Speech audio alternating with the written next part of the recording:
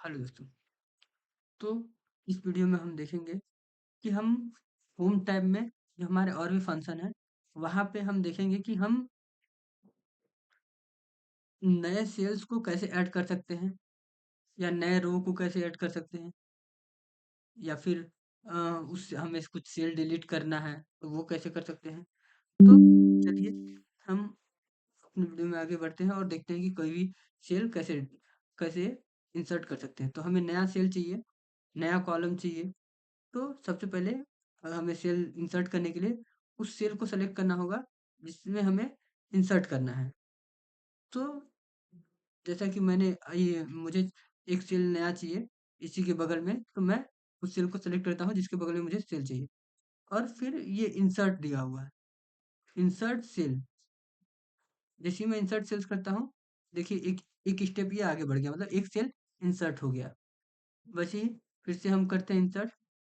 तो देखिए जैसे ही मैं इंसर्ट सेल करता हूँ वैसे ही ये एक ठो आगे बढ़ जाता है। देखिए ये एक आगे बढ़ गया। तो इस तरह से हम सेल इंसर्ट कर सकते हैं। ये एक-एक चीज़ हो गया। अगर हम चाहते हैं कि एक साथ हम बहुत सारा सेल इंसर्ट करें, तो इस तरह से हम इसको माउस के बटन से सेलेक्ट करके और फिर सेल इंसर्ट सेल पे हम क्लिक करेंगे, तो देखिए एक साथ कितने सारे, एक साथ जितने हमने सेलेक्ट किया था उतना ही फिर से इंसर्ट हो गया। फिर से क्लिक करेंगे, फिर से उतना ही इंसर्ट हो गया। तो इस तरह से हम अपने जो वर्कशीट है जो हमारा शीट है, एक्सेल शीट में इस तरह से हम अपने कॉलम को सेलेक्ट करके और भी बहुत सारे कॉलम ऐड कर सकते हैं।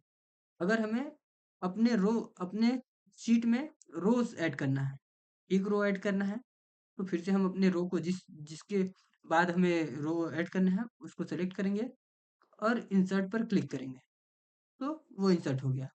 हम चाहते हैं कि बहुत सारे रोज़ को इंसर्ट करना चाहते हैं एक साथ, तो जितना आपको इंसर्ट करना है उतना सेलेक्ट करिए, इंसर्ट में जाइए और ये इंसर्ट सेल, देखिए उतना इंसर्ट हो गया। अब हम चाहते हैं कि हम जो सेल्स इंसर्ट किए हैं उनको डिलीट करना चाहते हैं, तो हम अपने रो को डिलीट कर लेते हैं जितना इंसर्ट किए। तो ये मैं कुछ सेलेक्ट किया हूँ, अब मैं चाहता हूँ कि इनको डिलीट कर दूँ। तो जैसे ही मैं डिलीट डिलीट सेल क्लिक करता हूँ, ये जितना मैंने सेलेक्ट किया था उतना डिलीट हो गया। फिर से मैं डिलीट पे क्लिक करता हूँ, जितना सेलेक्ट किया था उतना डिलीट हो गया। ये मेरा, इस तरह से हम अपने रो को डिलीट कर सकते हैं। अब चाहता हूँ कि मैं अपने कॉलम को डिलीट करना चाहता हूँ, तो अगर एक कॉलम को डिलीट करना है, एक कॉलम को सेलेक्ट करें और डिलीट बटन प्रेस करें, तो वो डिलीट हो जाएगा। हम चाहते हैं कि बहुत सारे सेल्स को एक साथ डिलीट करना है, जितना सेल्स को आपको एक साथ डिलीट करना है उसको सेलेक्ट करिए, डिलीट पे क्लिक करिए, वो ऑटोमेटिक डिलीट हो जाएगा। अब हम कभी-कभी चाहते हैं कि हम अपने सेल्स को फॉर्मेट करें, उसमें कुछ चेंजेस करें, तो यहाँ पे उसी के बगल में एक फॉर्मेट का ऑप्शन दिया है, जहाँ पे बहुत सारा और भी चीज़ खुल के आ रहे हैं, जैसे रोज़ हाइट। मतलब हम चाहते हैं कि अपने रो की हाइट बढ़ा दें। जैसे मैं चाहता हूँ मेरा ये रो है, इस रो की मुझे हाइट बढ़ानी है। तो मैं फॉर्मेट पे क्लिक करूँगा, रो हाइट पे क्लिक करूँगा। अब यहाँ पे ये एक डायलॉग बॉक्स ओपन हो गया, जहाँ पे पूछ रहा है कि आपको अपने जो रो है, उस रो की साइज़ कितनी बढ़ानी है। तो मैं यहाँ पे 20 कर देता हूँ। 20 करके जैसे ही मैं ओके पे क्लिक करता हूँ, देखिए ये सेल जो मैंने सेलेक्ट किया था, ये बाकी सेल से थोड़ा बड़ा हो गया। इसे हम थोड़ा और बड़ा करके देख लेते हैं अच्छे से। तो मैंने 20 सेलेक्ट किया था, अब मैं यहाँ 30 सेलेक्ट करता हूँ और मैं ओके करता हूँ। तो ये देखिए, ये बाकी सेलों से थोड़ा बड़ा हो गया। अगर ऐसे नहीं दिख रहा है तो मैं इसको फिल कर देता हूँ। ये देखिए, ये बाकी सेलों से थोड़ा बड़ा दिख रहा है। अब मैं इसे नॉर्मल कर देता हूँ ताकि पता चले। तो अगर इसका 14 रो हाइट 14.5 था शुरू में, तो मैं वो कर देता हूँ। तो नॉर्मल जितना था उतना आ गया। इस तरह से हम अपने रो की सेट फॉर्मेट कर सकते हैं, मतलब रो को साइज बढ़ाया घटा सकते हैं। उसी में दिया है कॉलम विड्थ। कॉलम विड्थ मतलब कि जो ये कॉलम है हमारी, उन कॉलम्स की चौड़ाई को बढ़ाना। लंबाई तो ठीक है, लंबाई जितना है उतना, उसकी विड्थ, चौड़ाई। तो जैसे ही हम कॉलम विड्थ पे क्लिक करेंगे, वो पूछ रहा है कितना बढ़ाना है। बाय डिफ़ॉल्ट यहाँ पे 11 आ रहा है, हम इसको 30 करते हैं और ओके क्लिक करते हैं। देखिए जिसको मैंने सेलेक्ट किया था उसकी जो विड्थ है, चौड़ाई है, वो बढ़ गई।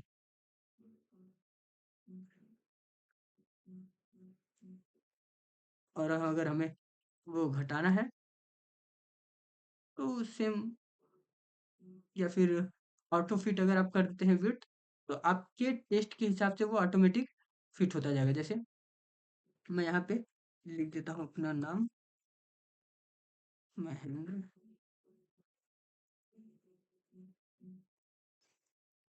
तो ये मेरा इस कॉलम से बाहर जा रहा है।